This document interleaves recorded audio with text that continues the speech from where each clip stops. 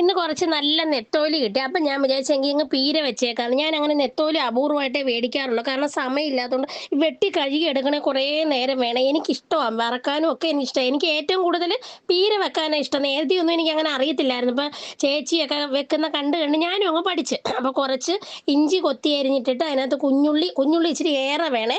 ഞാൻ അരിഞ്ഞിടുവാ ചെയ്യുന്നത്. ചിലവർ ചതയ്ക്കുന്നതാണ്. എന്നിട്ട് ഈ നല്ല മണമുള്ള ഉണ്ടമുളക് കിട്ടിയായിരുന്നു എനിക്ക്. അപ്പം ഞാനൊരു പച്ചക്കറി വിൽക്കുന്ന ചേട്ടനോട് പറഞ്ഞായിരുന്നു എനിക്ക് കുറച്ച് ഉണ്ടമുളക് കൊണ്ടുവെക്കണേന്നേ. അപ്പം വിലയുണ്ട് എങ്കിലും നല്ലയായിരുന്നു. നല്ല മണമുണ്ട് ഇതിനകത്ത് ഇട്ടപ്പോഴത്തേനും അങ്ങ് എരിഞ്ഞ് കയറുന്ന. പിന്നെ കുറച്ച് ഉപ്പ്, പിന്നെ കൊടംപുളിയാണ് ഞാൻ ഇടുന്നത്. യൂട്യൂബിലൊക്കെ ഓരോ വീഡിയോ ഞാൻ ഈ പാചകം ചെയ്യുന്നത് ഇരുന്ന് നോക്കുവേ. ഓരോ സ്ഥലത്തും ഓരോ രീതിയിലാണ് വെക്കുന്നത്.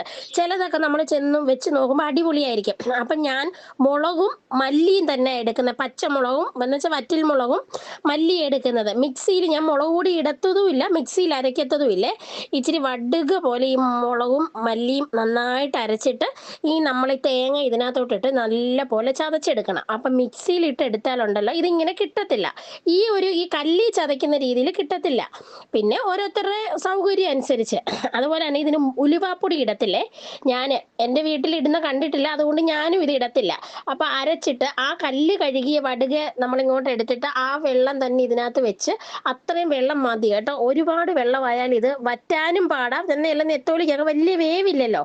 അപ്പം ആ വെള്ളം തന്നെ ഞാൻ അതിനകത്തോട്ട് ഒഴിച്ച് തട്ടിപ്പൊത്തി ഉപ്പും ഒക്കെ ഇട്ട് ഇന്ന് പതിവിന് വിപരീതമായിട്ടുണ്ടല്ലോ, അടുപ്പിൽ അല്ല ഞാൻ വെക്കുന്നത്, ഞാൻ ഗ്യാസിലാണ് വെക്കുന്നത്. കാരണം നല്ല മഴയുണ്ട്. അപ്പം എനിക്ക് വിറവ് കയറി ഇറങ്ങാനുള്ള ബുദ്ധിമുട്ടുകൊണ്ട് ഞാൻ ഗ്യാസിലങ്ങ് വെച്ചേ. ഒത്തിരി കഴിയുമ്പോൾ ഉണ്ടല്ലോ ഒരു മണം വരുമേ. ആ ഭാഗം മൊത്തം അങ്ങ് മണം ആ വീടിൻ്റെ. അത് കഴിഞ്ഞിട്ട് തവിയുടെ ഈ കണഭാഗം വെച്ച് വേണം നമ്മൾ ഇളക്കി കൊടുക്കാനേ. ഇല്ലെങ്കിൽ നമ്മൾ പൊടിഞ്ഞു പോകും. അപ്പോൾ അതിന് അധികം വേവൊന്നുമില്ല. അത് കഴിഞ്ഞിട്ട് എന്തോ ചെയ്യണമെന്നറിയാമോ, ഒന്നുകൂടെ ഒന്ന് ചെറിയ തീയിലിട്ടിട്ട് വെളിച്ചെണ്ണ ഒഴിച്ച് നല്ല വറ്റി കഴിയുമ്പോൾ കുറച്ച് വെളിച്ചെണ്ണ തൂകണം. പച്ച വെളിച്ചെണ്ണ ഒഴിച്ച് കറിവേപ്പില ഇടണം. എല്ലാവരും ഒന്ന് നോക്കിയിട്ട് എങ്ങനെ ഉണ്ടെന്ന് പറയണം.